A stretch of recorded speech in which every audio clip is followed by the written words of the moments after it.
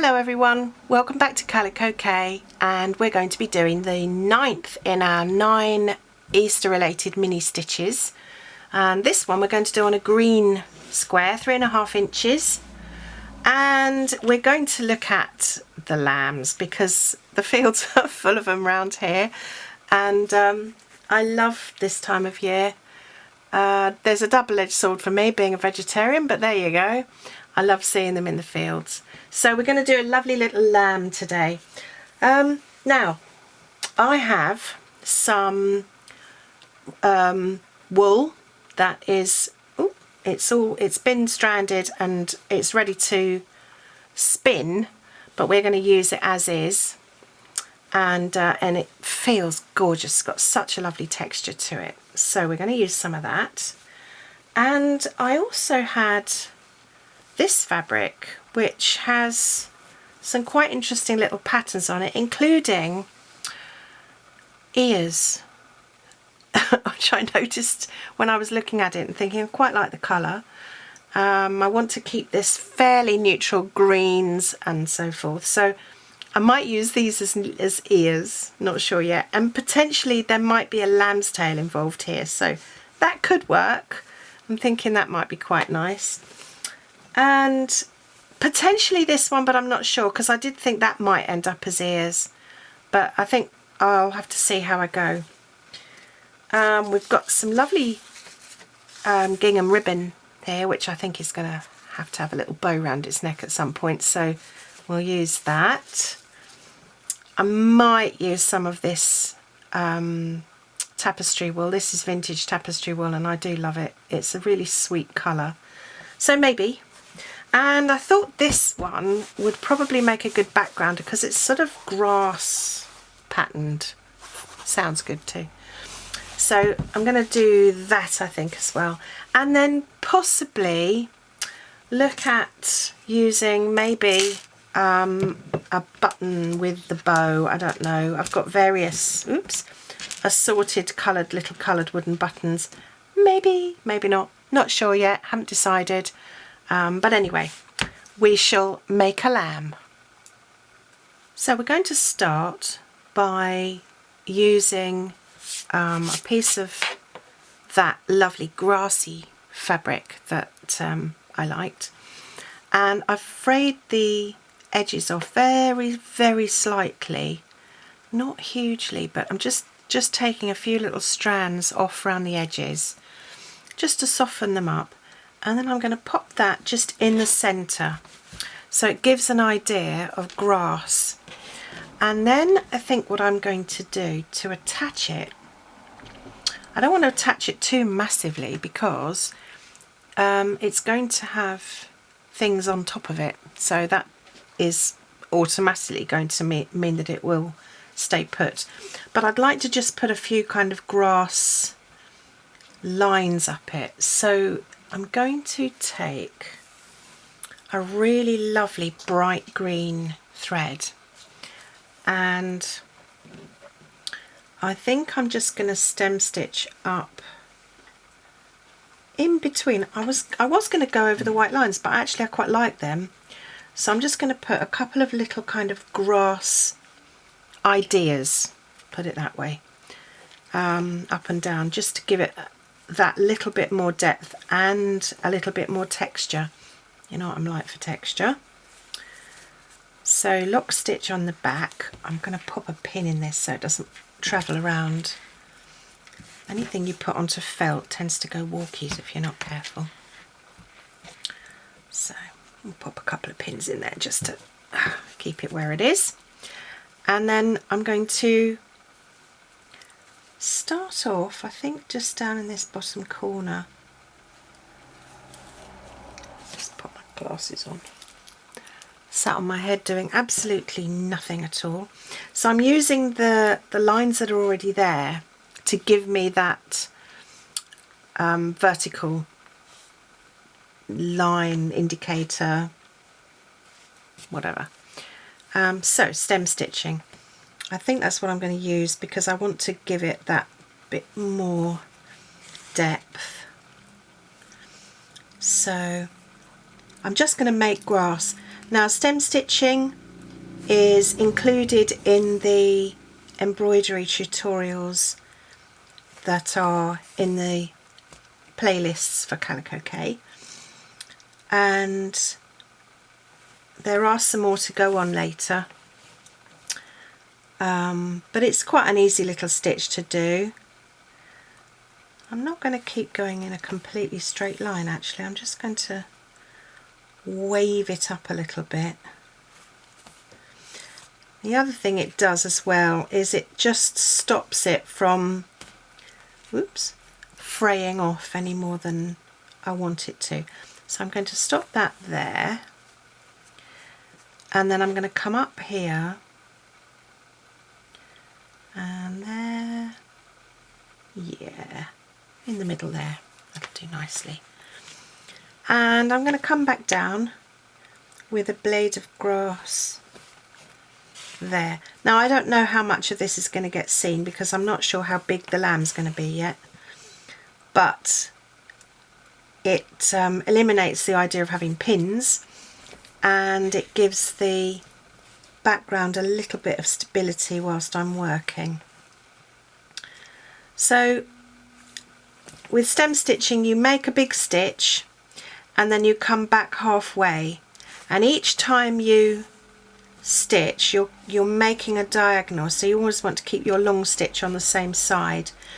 So my previous stitch ended here, I came back through to halfway, so I'm going back over halfway and coming back to that original point, and you just keep repeating it. So it's a bit like back stitch, but it gives it a little bit more guts, and it's a nice stitch to do. Goes around bends quite well as well. So, oops, bit of a knot there. So I'm just going to finish it off down there, and I might do another short one. Perhaps I'll do a crossing over one. Grass is the most annoying thing I think when you're photographing it, because it's always either in the wrong direction or in the way. I find so often if I'm taking photographs low down, I'm always moving blades of grass. So I'm going to cross across this stitch and just take my blade of grass part way up. So I'm just giving the idea of layers. There we go. So I think I'm going to leave that like that, and I might put some more over in that corner. Yes, I will. I'm just going to put a quick lock stitch in here. And because no good meadow has grasses that are all exactly the same colour, I've just added in some little kind of patches of grass. So I'm just going to do the last one here, and it's just stab stitching. So it's just stabbing the needle, making really nice long stitches, and they're just replicating bits of grass really. So, and I mean this, you can play around with this and really create some really pretty patterns. Take your time over it. It's quite therapeutic actually, stab stitching.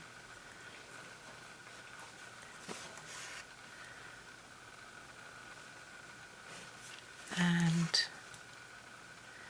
a little one over there I think, and then that should be it. So it just gives a little bit of a meadowy feel, and the lamb's going to go somewhere in the middle here, so I'm quite pleased with that. So what we're going to do now, I think, is figure out where this lamb's going to go. I also found some really cute little buttons, tiny little brown buttons, and I think they're going to be his feet, maybe an eye I might embroider the eye because I've got some black silk there, but I think he might just have some little black legs and little feet. We'll see. So I've got some of this wool. Now this is wool that's just, it's ready, it's been created and ready to spin. But I'm not going to spin this. So I'm going to take some of this off. I don't want to cut it because you end up with a stubby end. So I think what I'm going to do is just tease some out of there so that I've got a little smush of it, and work out just how big my little lambkin's going to be and where his head's going to be and where his, so which way should we have him facing? That's a good question. Perhaps looking that way. So maybe his little head will go here, maybe his little body will go here. So let's just use a long pin. I might twizzle his head actually, so we know. So I'm going to use a long pin and just give him a bit of positioning. I'm going to squish his wool in a little bit more as we go, and then maybe that's his little body. So let's get another long pin and just pop that in so it kind of keeps him where I want him, and maybe put him up a little bit. I'd quite like him to have some sort of long Shaun the Sheep legs. Yeah, that's about right, I think. So to attach him, I haven't decided on that yet, but I do know that I'm going to use this as his little bow tie. Now what I did, I took this ribbon and I just sliced it down. I'm not too worried about the edges because I'm going to tie a bow in it. So you can do this, but obviously it will fray. So I'm just going to take two little loops, and it's a bit fiddly, and just tie a bow, and then I can adjust it to the size that I want. I'll take off those little loopy bits where it's fraying, and I don't really want long, very long pieces, so what I'm going to do is just do a little chevron in the ends there. If you've got very narrow ribbon, then by all means use that. There we go. So little chevron ends, and because I want his bow tie to have a top and a bottom, I'm going to stitch it on something like that, and that will hold his neck on. So I'm going to use some white embroidery silk for this, and I'm just going to stitch through. So lock stitch at the back, which is just an overstitch, and if you've watched all the others and hopefully joined in, then you'll know by now. It's a standard way of attaching your thread. And then I'm just going to come up. It's also, hang on, let's just have a tidy up. Got bits hanging off everywhere. And I'm going to put the little bow in here. We'll figure his face out in a minute. And stitch through. I'm not going to be massively precise because it's literally just going to be holding it on. There are a few layers to post through though, so if you've got a big needle on, then you might have to do a little bit of pushing. Now you can go to town with this if you want to. Take your time, create some sort of decorative stitching to put this on. I am literally just attaching here, but obviously you can take your time and make it look really gorgeous. So there it is attached. Now I was originally thinking that I'd put a button, but do you know what? I don't think I'm going to. I think that's enough. Otherwise it's just going to be a bit mad. I quite like the fact that it's just a very soft palette, and actually I can see more of the grass than I thought I would. So there's his little bow attached. What I want to do now, I think, is look at where how his body is going to be attached and the shape of his little face, and also things like ears. Now I did cut these out, and I think I'm just going to slot them in behind his little head so he's got ears. So I'm going to use my embroidery scissors and cut them out, and I'm just going to cut around this shape and create those little ears. This is machine embroidered onto this fabric, so I'm not cutting into the embroidery, I'm just cutting around it because I don't want the embroidery to start coming undone. This is lovely furnishing fabric, so it's got some silk mix in it. So I've left a bit of a stem so I can stick that down behind his head. And I'm thinking that they make quite good lamb's ears.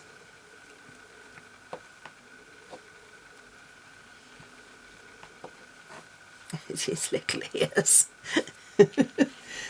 So I'm going to put them on again. Let's just to get his head out the way a minute. I'm going to put them on using the same white embroidery thread that I used for the bow. I won't stitch all the way through because I actually want the ears to flap a bit. So what I'm going to do is go down that centre stem just using a running stitch. So just a really simple in and out, because all I want to do is attach it. And then what I'm going to do is come up through one of his ears and just gather a little bit of that wool in so that it starts to pull down into him and make a shape. So I'm going to come up through the other ear and just gather a little bit of that wool in, and then back down again,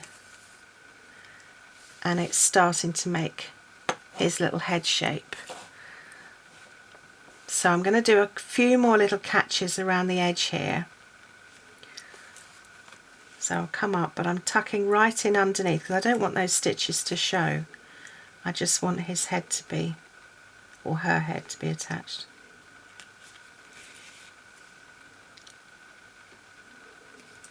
Just keeps that wool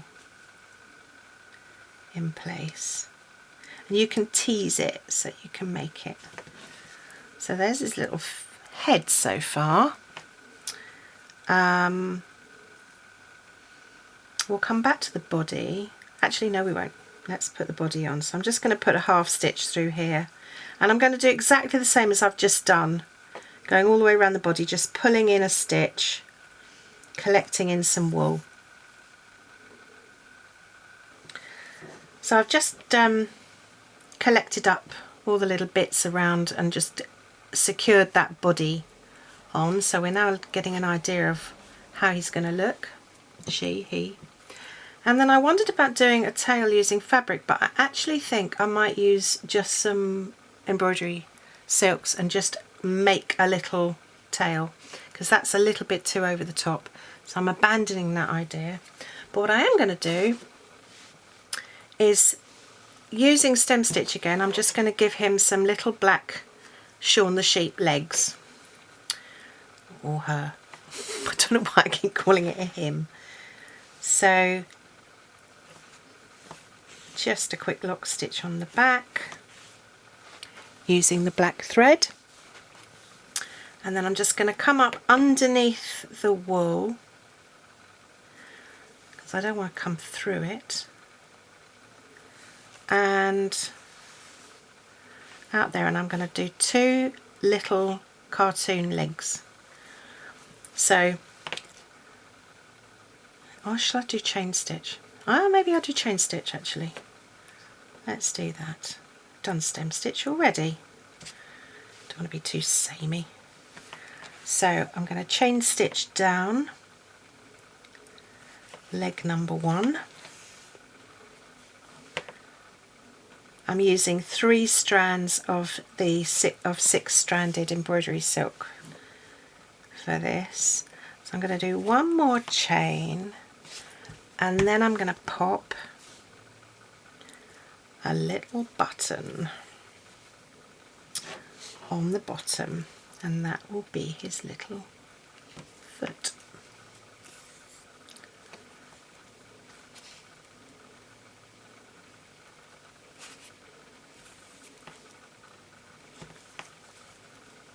So these buttons aren't going to have any kind of stress attached to them, so you don't need to, oops, come up through the right hole. You don't need to secure them like you would clothing buttons. There we go, there's the first one. I'm just going to put a little stitch in the back of that just to keep the tension, and then I'm going to go back up to underneath the wool and maybe out where I came before, a little bit behind I think, and we'll put his other little leg up here. So chain stitch, whoops, you come out, go back in where you came out forwards, and then just make sure that that thread is behind the needle, so you're making a loop. You go back into the loop, come back down, and you create your chain. And again, these are on the Embroidery tuition sets, and they're all done on hoops, so it's a bit easier to see. So there's his next leg. So I have another little button here, so I'm going to pop his little foot on. I'll do this one slightly above the other one. I'm trying to do this so you can see, but it's not very easy.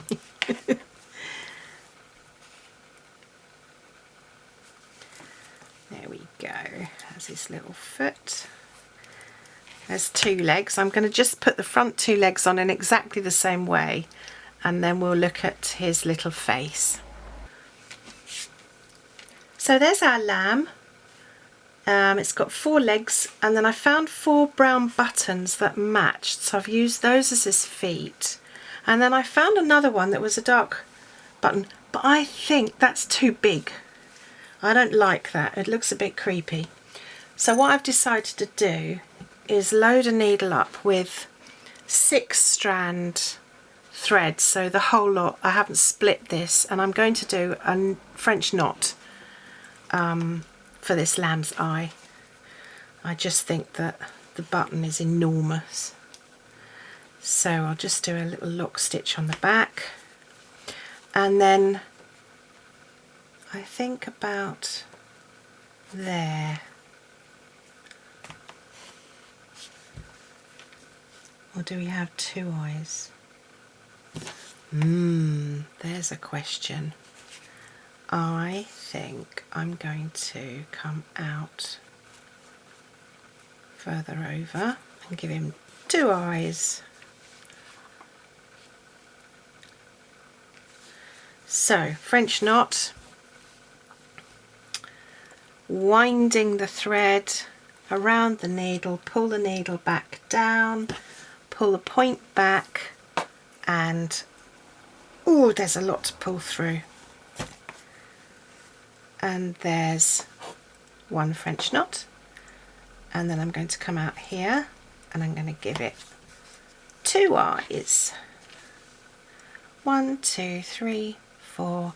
Slide that needle back down, slide that point back in, push it back through.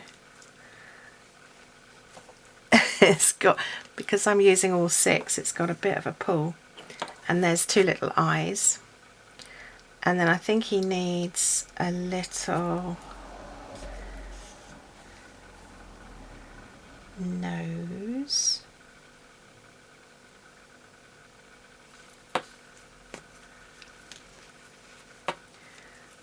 It's the only disadvantage with having such thick thread.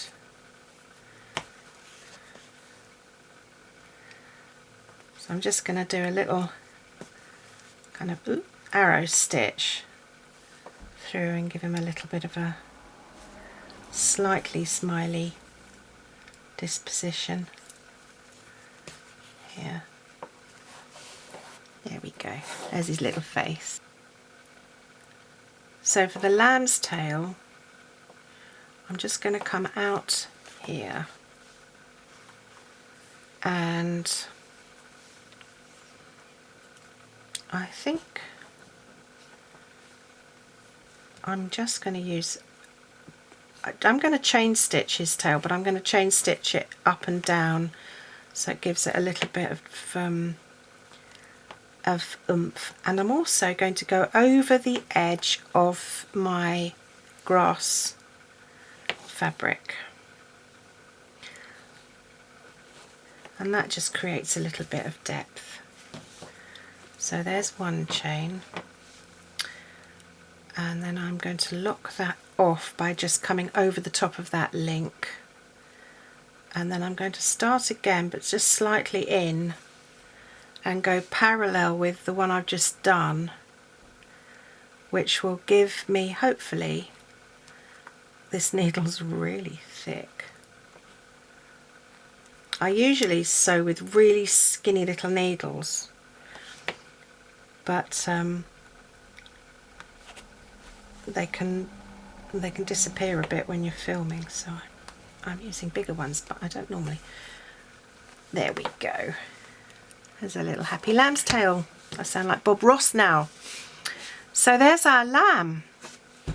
So that's number 9 on our Easter slow stitch, mini slow stitches. Please have a look at the others. I think out of all of them, my favourite's probably the one about the weather, but that's because I love blues and yellows. So I'm a bit biased on colour for that one. If you've had fun stitching along to these, we would love to see them. So our Facebook page is Kalico-K, and if you'd like to post on our Facebook page and let us see what you've been doing, that would be amazing. If you're stuck for some inspiration for slow stitching and you want to do some other things, then please feel free to have a look also at our calendar kits and our coastal kits, and they're all available on the website. You can have a look on our website. All the details are on the closing image, and we hope that you'll join us again for the next one. And I think our next one will probably be our, I don't know, we'll look forward to the summer slow stitch. I shall be doing that, but there'll be other projects in between. So do take care, and this has been quite a lot of fun. The resulting panel that I'm going to make out of all of the 9 that I've made, I will post up on our Facebook page, so you'll see it, and it's probably either going to be a wall hanging or I'll put it in a box frame, but I haven't decided yet. So anyway, take care, enjoy this sunshine, I'll see you soon.